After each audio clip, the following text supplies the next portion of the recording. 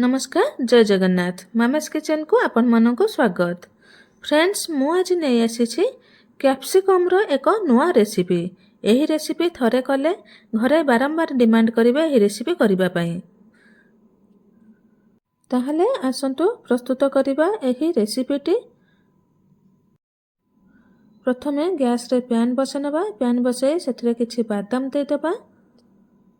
बादाम टिके भाजी हो सारिबा परे जीरा दे देबा। जीरा को टिके भाजी सारिया परे राशि आउ नड़िया दे देबा। मु एठी सुखिला नड़िया नेछि। आपण पाखरे जदि सुखिला नड़िया नाही नॉर्मल नड़िया रहिछि आपण बादाम सहित नड़िया को भाजी नेबे। वर्तमान मु किछि पान मधुरी दे देछि। वर्तमान गैस को बंद करनबा। बंद करी भाजी नेबा। एसबू को गोटे प्लेट रे ढाली ठंडा हवा पाई छाड़ी देबा।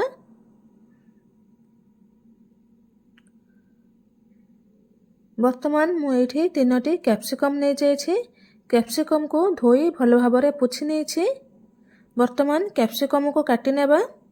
देखंतु मु जेउ परी कैप्सिकम को काटुछि सेही परी काटि नेबे। लंबा आ पतला करी काटि नेबे।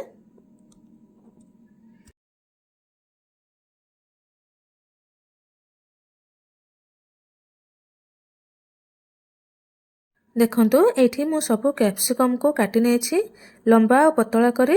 एही परी आपण माने कैप्सिकम को सब काटि नेबे।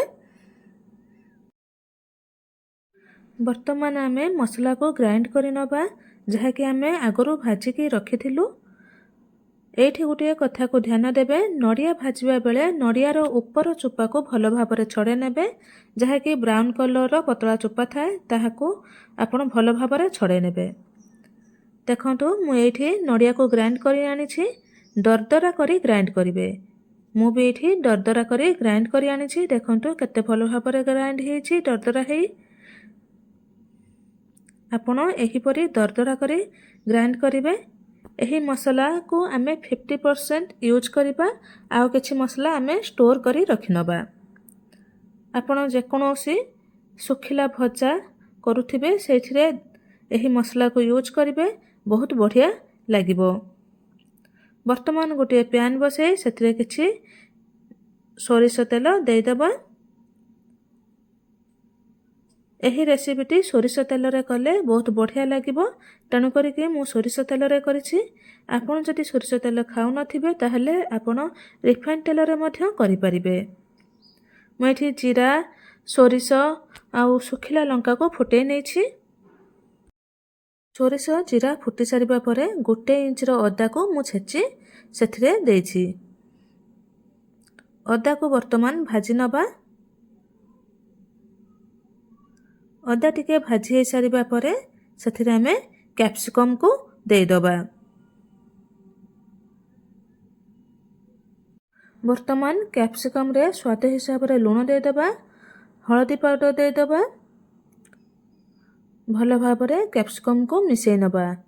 एठी ध्यान देबे तेल रे कैप्सिकम दे सारिबा परे आपण गैस को हाई फ्लेम रे रखिबे।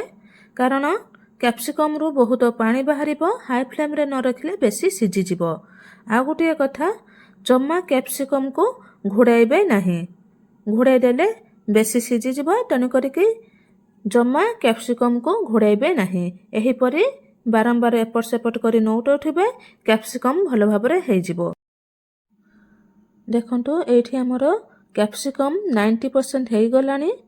कैप्सिकम ऊपरे छोट छोट स्पॉट्स आसी गलानी। पानी सब मरी गलानी। एही समय रे ग्राइंड करी रखिथिबा मसला को दे दबा। सबु मसला दबा नाही।